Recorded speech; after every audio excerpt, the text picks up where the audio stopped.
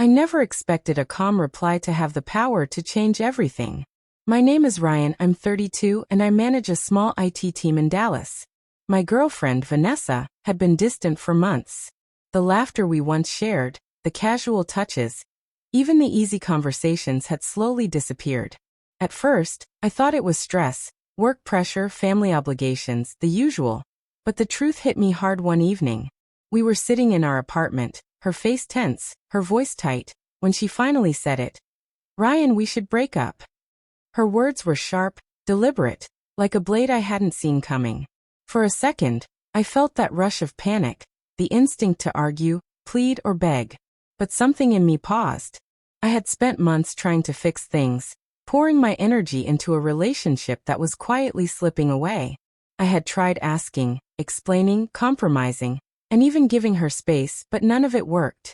And in that moment, I realized that the one thing I hadn't tried was calmness, pure, controlled, and unwavering. So I did something unexpected. I looked at her, my face neutral, voice steady, and said two simple words. "Fine." Her reaction was immediate. Surprise, confusion, and a hint of fear passed across her face. I didn't yell. I didn't accuse. I didn't argue. I just sat there, composed, letting the weight of her words settle between us. For years, I had allowed her control over my emotions to shape my behavior. I had reacted, adjusted, and accommodated endlessly. But now, by simply choosing not to react, I shifted the power balance. Vanessa blinked. Her lips parted as if she wanted to say something else but didn't. The apartment felt heavier, charged with tension. I continued calmly. "If you feel this is what you need, I respect that. But understand this. I won't chase, I won't beg, and I won't compromise my peace for a relationship that isn't mutual." My heart was racing, but my exterior was calm. And in that calm, something remarkable happened. The line that had been broken for months, the line of respect, attention, and emotional presence, began to realign. For the next few days, Vanessa's behavior shifted noticeably. She tried to engage with me as she had before, but there was a difference. Her attempts felt tentative, uncertain, as if she were testing the waters. I didn't rush to respond with excitement or forgiveness.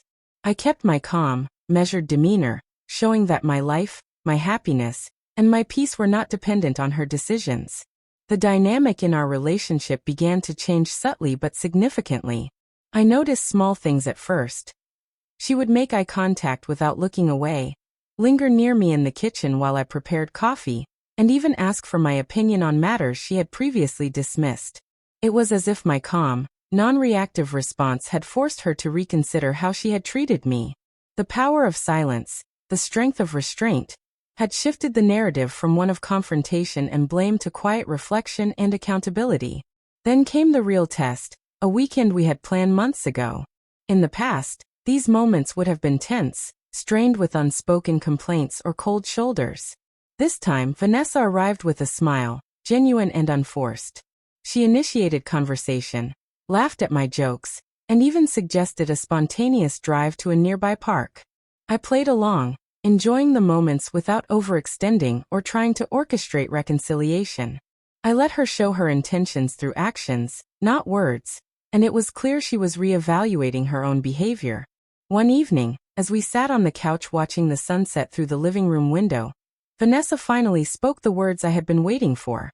"Ryan, I didn't realize how much I was pushing you away. I'm sorry for how I've treated you." I didn't respond immediately. I just nodded, allowing her apology to exist without commentary or judgment. In that silence, I felt a shift in our relationship, one built not on fear, guilt, or emotional manipulation, but on respect, awareness, and mutual effort. I realized that my calm reply, my refusal to be drawn into reactive patterns, had given Vanessa space to see the consequences of her actions. She had assumed I would react with anger, pleading, or desperation, but instead, I had maintained my dignity, my boundaries, and my emotional stability.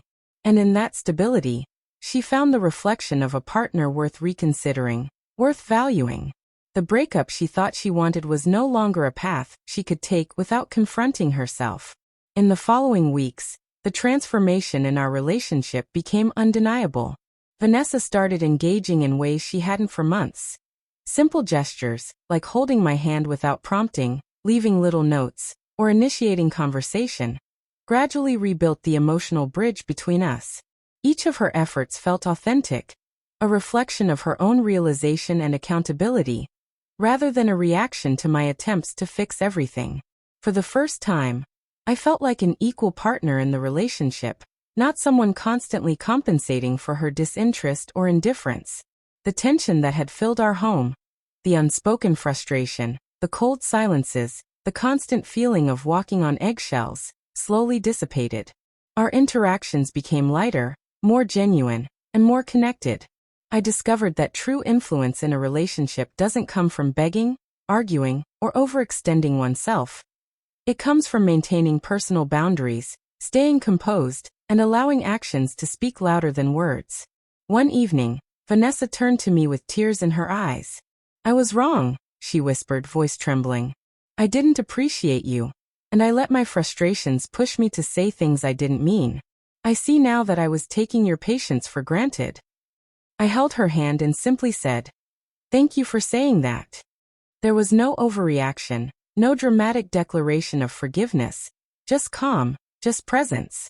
And in that calm, something powerful happened. The walls between us melted, and trust, respect, and intimacy slowly returned. The biggest lesson I learned is that sometimes stepping back, refusing to react impulsively, and allowing space for accountability can create more change than endless attempts to placate or persuade. Vanessa's initial desire to end the relationship wasn't malicious. It was fueled by her own frustrations, miscommunication, and assumptions. My calm, measured response disrupted the cycle of tension and allowed her to confront herself. In doing so, it rekindled the connection we had lost and gave our relationship a chance to thrive in a healthier, more balanced way. Now, months later, our relationship feels stronger than it has in years.